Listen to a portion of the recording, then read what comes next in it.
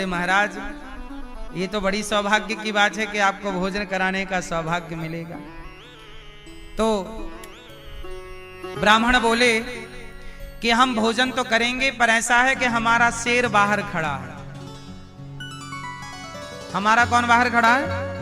शेर। और वो हो गया है बुढ़ा, उसके गिर गए हैं दांत, और वो खाता है मांस। तो ऐसा है कि महाराज आप थोड़े से मांस की व्यवस्था कर दो। मोरध्वज बोले कि मैं मांस कहां से लाऊं, किसी को भी काटूंगा तो कष्ट होगा, ऐसा करो आप मेरा मांस परोस दो।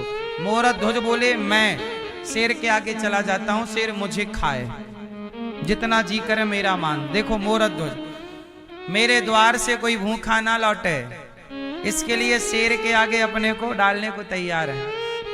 मेरी जांघ काट के मैं डाल देता हूं, शरीर के अंग काट के डाल देता हूं। ब्राह्मण बोले ना ना, मेरा शेर बुढ़ा है, दांत टूट चुके हैं, वो मांस को फाड़ नहीं सकता अपने से। इसलिए ऐसा है कि आप तो हो गए हैं बूढ़े, आपका मांस थोड़ा कड़ा है, उसे कोमल मांस खाना है। हमने सुना है आपका एक बच्चा है।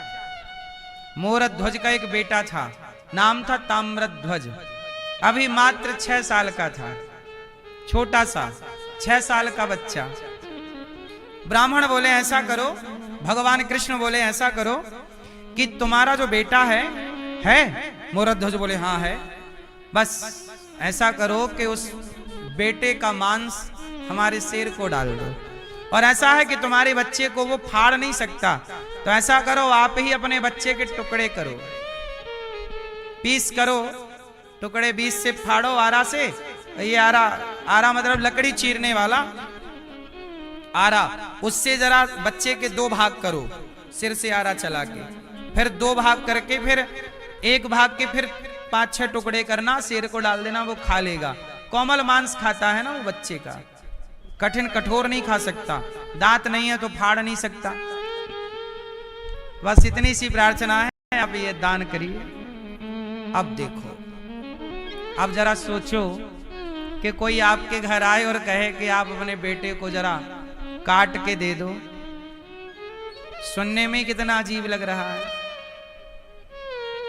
मोरध्वज ने कहा, अच्छा मोरध्वज धर्म संकट में पड़ गए, खुद का मांस हो तो मैं अपने को काट दूं, पर मैं किसी बच्चे को काटूंगा तो वो भी तो अपराध लगेगा ना, भले मेरा ही बेटा हो, पर उसकी इच्छा के बिना काट दूं तो पाप नहीं लगेगा, बाल हत्या लग जाएगी। अब तो धर्म संकट में पड़ गए मोरध्वज, अब क्या करें। तभी उनका बेटा आया दौड़ा हुआ, पिताजी मैंने सब सुन लिया, आप यही सोच रहे हो ना कि मैं मना कर दूंगा तो फिर आपका धर्म का क्या होगा। पिताजी मैं आपका पुत्र हूं, और पुत्र वही है जो पिता के धर्म की रक्षा में सहयोगी बने। आप मेरा मांस काट कर परोस दो, क्योंकि आप यदि नहीं दोगे तो ब्राह्मणों को दिया हुआ वचन मिथ्या हो जाएगा।